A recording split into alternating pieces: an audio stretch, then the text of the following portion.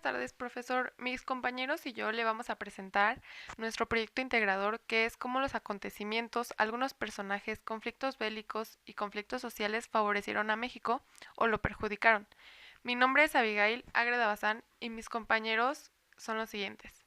Yo soy Castañeda Peña María Fernanda del grupo 2 IME. Mi nombre es Sergio Ignacio Sotocando y soy del grupo 2 IME. Soy Hernández González Juan Luis del grupo 2 IME. Mi nombre es Efraín David Rodríguez González del 2 IME. Vamos a iniciar la unidad 1. Este bro se llama Porfirio Díaz y él fue un militar mexicano y presidente de México que duró 30 años en el mandato y se le conoce como dictador. Hizo muchos beneficios y aportes culturales, como fue el Palacio de Bellas Artes. Para los bailarines, músicos y artistas, así como el Palacio de Comunicaciones y Obras Públicas, el Monumento a la Revolución y el Hospital General de México, así como las vías férreas que fueron gran aporte para el país. Aquí lo podemos ver con su gabinete. No, miren, qué chulada la de este gran hombre. Un beso. La Revolución Mexicana fue un movimiento armado en 1910 para sustituir a mi general y queridísimo amigo Porfirio Díaz. Culminó con la promulgación de la nueva Constitución de los Estados Unidos Mexicanos en 1917. Para nosotros como los mexicanos trajo muy buenas cosas, como fue la libertad de expresión, repartición de tierras, educación, nuevas instituciones, libertad de credo, elecciones libres, así como también la jornada de trabajo que se disminuyó. Al terminar la revolución surgieron varios cambios en nuestro país. Después de lo que mencionó mi compañera, viene el gobierno de Venustiano Carranza, que va de 1917 a 1920. Este llegó a la presidencia a raíz de la muerte de Francisco Madero. Formó parte del ejército constitucionalista y su gobierno se caracterizó por la reconstrucción del devasto social por la guerra, la reincrementación de la economía y la repartición agraria.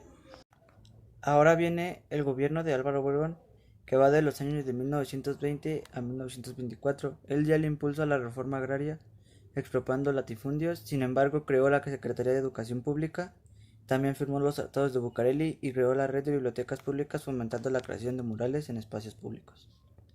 Después viene el gobierno de Plutarco Elías Calles, que va de 1924 a 1928. Fundó los bancos Ejidal y Agrario. Sin embargo, expide la Ley General de Pensiones Civiles y respaldó el movimiento obrero. También fue el principal personaje del Maximato, ya que movió a los presidentes del PNR. El fin del Maximato fue cuando llegó Lázaro Cárdenas a la presidencia, donde decidió dejarse de influenciar por Plutarco Elías Calles. Cárdenas ayudó a la nacionalización del petróleo y creó el PRM y fomentó la educación socialista. Voy a comenzar platicando de los años 1940 a 1982. En esta época se da el milagro mexicano y el desarrollo estabilizador. Y ustedes se preguntarán qué es esto y por qué se le llamaba así. El milagro mexicano fue la mejor época en esos años para México. Comenzó al término de la Segunda Guerra Mundial. Cuando esta se acabó, se pensaba que la economía de México se iba a ver muy afectada, pero fue todo lo contrario. La economía para México en ese entonces tuvo un crecimiento increíble y es por esto que se le conoce como el milagro mexicano. Este periodo comienza con el presidente Manuel Ávila Camacho y termina en el sexenio de Gustavo Díaz Ordaz. En 1946, Manuel Ávila Camacho otorgó a los obreros un mejor salario y un pacto de seguridad social, esto para someterlos ante el gobierno y las empresas.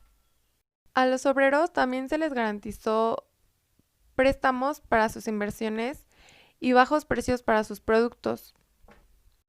Para este punto, la sociedad estaba muy contenta con lo que el gobierno les prometía. Tenían mejores salarios, más oportunidades y todo pintaba para bien. Aquí comenzó la sustitución de importaciones con Miguel Alemán Valdés. Básicamente, era que México no exportaba nada y se mantenía ocupado en el comercio interno. Esto se debía a que el valor del peso era demasiado bajo en comparación del dólar. Lo que esto significaba es que era muy caro hacer exportaciones. Para el sexenio de Adolfo Ruiz Cortines, se presentaron problemas acerca de la elevación del precio de los alimentos, por lo cual él buscó hacer una devaluación del peso para que aumentaran las exportaciones mexicanas. Esto también disminuiría la importación de alimentos y mercancía que ahora tenía que hacerse en México. Después de la devaluación del peso, comienza el periodo conocido como el desarrollo estabilizador, que básicamente es que la industrialización en México estaba en su máximo apogeo. La participación social era tomada muchísimo más en cuenta y es aquí cuando comienzan un poco los problemas. Buscan hacer una modernización para el gobierno para disminuir la corrupción, ya que era muchísimo más notorio y la gente ya no estaba tan contenta con lo que prometían. Aún así, para el final del sexenio de Adolfo Ruiz Cortines, México ya estaba económicamente estable. Para 1958, en el sexenio de Adolfo López Mateos, seguía el apoyo financiero a las empresas mexicanas y extranjeras. Sin embargo, las deudas seguían incrementando. En el sexenio de Gustavo Díaz Ordaz, cada vez se tenía más deudas, el dinero duraba muchísimo menos y todas las personas a las que le habían prometido cosas ya no las cumplían, por ejemplo a los campesinos. Para 1968 la corrupción era cada vez mayor y se dio el descontento social. Aquí fue el estallido de muchísimas guerrillas para nuestro país en esa época. Antes de 1968 pasaron aún más guerrillas, pero mi compañero Juan les explicará sobre ellas. Para finalizar sobre mi tema, en 1970 México empeoraba muchísimo. El gobierno generó una crisis, más pobreza y el valor del dólar aumentó junto con esto. Una unidad nos trae acontecimientos bélicos importantes para México, como son la Guerra de Corea, la Guerra de Vietnam, el movimiento magisterial, el movimiento médico y el jaramillismo.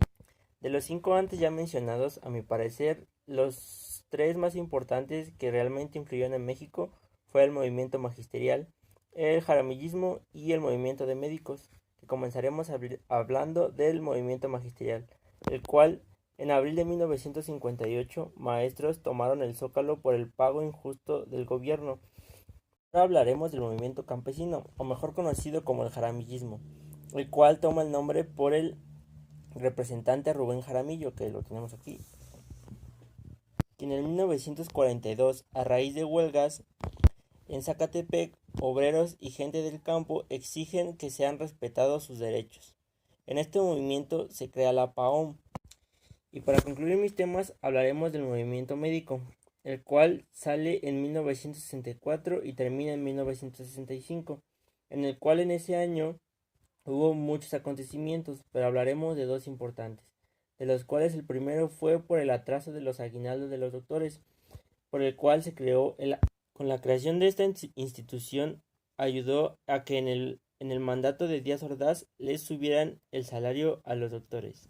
El segundo tema que hablaré fue el 26 de agosto, en el cual los doctores se volvieron a manifestar y el ejército decidió tomar los hospitales y suplirlos con militares especializados. Para esta tercera unidad hablaremos sobre el neoliberalismo en México. Podemos definir que el liberalismo es una actividad política y económica capitalista en la que no interfiere el Estado. En el gobierno de Salinas, este concepto se profundizaría más con la privatización de la banca, con la reforma electoral y la ley de culto. Después se vendrán muchas privatizaciones como la de Telmex en 1990, que al día de hoy es una de las más cuestionadas. También las aerolíneas mexicanas fueron tomadas por Aeroméxico y la banca fue privatizada. Después se firmó en 1994 el Tratado de Libre Comercio entre Canadá, Estados Unidos y México. Este tratado trajo muchas expectativas en el gobierno y en el pueblo mexicano, debido a que se pensaba que íbamos a ser un país con más desarrollo y de primer mundo, algo que evidentemente nunca se dio, y el día de hoy es uno de los tratados más desiguales del mundo. Algo que nos dejó el neoliberalismo en México fue la inseguridad desde el sexenio de Salinas hasta el de Enrique Peña Nieto, que desde esos tiempos sube de 73.3%. En 2013 hubo otra actividad neoliberal, que fue la reforma energética por Enrique Peña Nieto.